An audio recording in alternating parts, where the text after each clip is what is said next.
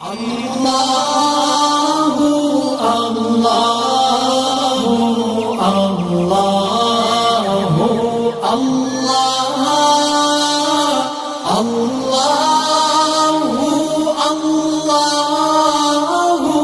الله الحمد لله وكفى والصلاة والسلام على عبده المصطفى اما بعد فاعوذ باللہ من الشیطان الرجیم بسم اللہ الرحمن الرحیم۔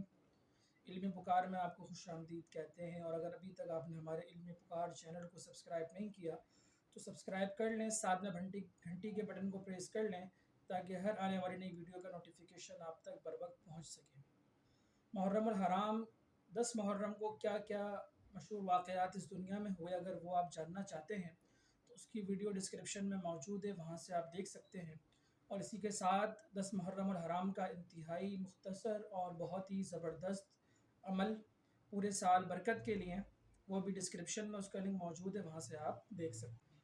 10 محرم الحرام 61 ہجری جمعۃ المبارک کے دن میدان کربلا میں ایک واقعہ رونما ہوا جسے تمام دنیا جانتی ہے، اور ایک غم والا واقعہ تھا جس میں جو ہے وہ اہل بیت کے چمکتے ستاروں کو دشت کربلا پر سفاکی کے ساتھ شہید کیا گیا، اور ان کی یاد میں ہر سال جو مسلمان ہیں وہ آپ کا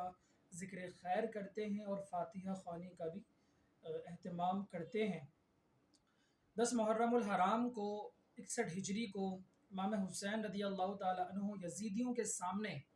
آپ نے اتمام حجت کیا، یعنی تمام دلائل کو آپ نے پورا کیا، اور آپ نے ان یزیدیوں کو بار بار بتایا کہ میں کون ہوں، میں اللہ کے رسول کا نواسہ ہوں، میں خاندان اہل بیت کا فرد ہوں، میں حضرت علی کا فرزند ہوں، امام حسن کا بھائی ہوں۔ اس طرح آپ نے جو ہے وہ ان لوگوں کو بتایا، سمجھایا، بہت کوشش کی سمجھانے کی، تمام حجت کر لیا کہ کہیں ایسا نہ ہو کہ اب قیامت کے دن یہ آ کر کہیں کہ ہمیں تو معلوم نہ تھا۔ تو آپ جب جمعۃ المبارک کے دن وہاں پر اتمام حجت فرما رہے تھے، خطبہ ارشاد فرما رہے تھے، تو ایک یزیدی جو تھا، ایک بدبخت جو تھا، اس کے اندر وہ کہنے لگا، وہاں پر جو ہے وہ حضرت امام حسین کے قافلوں کے جو خیمے لگے تھے اس سے آگے خندق کھود کر وہاں پر آگ جو ہے وہ جلائی گئی تھی تاکہ جو دشمن ہیں وہ خیموں تک نہ آ سکے۔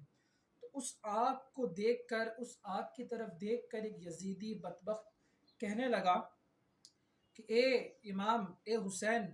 تم نے جو ہے وہ وہاں آگ لگانے سے پہلے یہیں آگ لگا دی، نعوذ باللہ من ذالک۔ جب یہ بات امام حسین نے سنی تو آپ کے دل پر جو ہے وہ بڑا رنج ہوا، بڑی اذیت ہوئی، بڑی تکلیف ہوئی آپ کو، اور آپ نے اس کو جواب دیا کہ کیا تو یہ سمجھتا ہے کہ میں جہنم میں جاؤں گا یا تو جہنم میں جائے گا؟ اور آپ نے اللہ رب کریم کی بارگاہ میں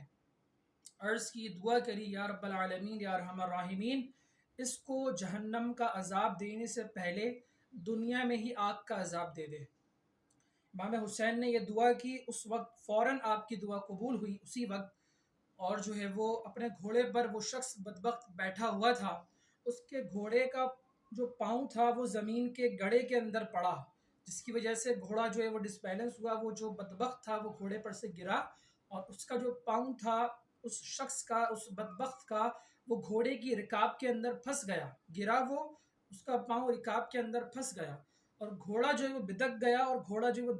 دوڑنے لگا، بہت تیز بھاگنے لگا، بھاگتے بھاگتے گھوڑا جو ہے وہ اسی آگ کے اندر، جو آگ خندق کے اندر جلائی گئی تھی، اسی آگ کے اندر گھوڑا چلا گیا، اور جا کر اس بدبخت کو اس آگ کے اندر پھینک دیا، اور وہ بدبخت اور بد کردار شخص جو ہے وہ اس آگ کے اندر دردناک طریقے سے جل کر بھسم ہو گیا اور جہنم واصل ہو گیا۔ تو یہ تھی امام حسین کی کرامت۔ اسی طرح ان لوگوں نے جب یہ واقعہ دیکھا تو ان کو کوئی عبرت نہیں ہوئی، انہوں نے کہا کہ یہ محض اتفاق ہوگا۔ اتنا بڑا واقعہ ان کے سامنے ہوا کہ ایک بدبخت نے اپنے طرف سے بکواس کی، پھر اس کا جو انجام ہوا وہ سب نے دیکھا، لیکن اس کے باوجود ایک جو ہے وہ بدبخت آگے بڑھا یزیدی فوج میں سے اور کہنے لگا کہ اے امام، تمہیں اللہ کے رسول صلی اللہ علیہ وسلم سے کیا نسبت ہے؟ نعوذ باللہ من ذالک، توہین اور توقیر، آپ کی توہین اور حقارت کی نظر سے آپ کو اس طرح سے اس نے کہا کہ آپ کو اللہ کے رسول سے کیا نسبت ہے؟ امام حسین کے دل پر اس بات کا، اس اس انداز کا جو ہے وہ بہت گراں قدر گزرا، اور آپ کو بہت اذیت ہوئی، بہت تکلیف ہوئی، اور آپ نے رب کی بارگاہ میں عرض کیا رب العالمین یا ارحم الراحمین، اس نے میرے دل کو تکلیف پہنچائی ہے، اسے جو ہے وہ اس بات کا انجام دکھا دے، یا رب العالمین جو اس نے میرے ساتھ کیا ہے، تیرے رسول کے نواسے کو تکلیف دی ہے، تو اس کو اس کا انجام ہاتھوں ہاتھ دکھا۔ تو ہوا ایسا اللہ کی طرف سے کہ اس کو جو ہے وہ قضاء حاجت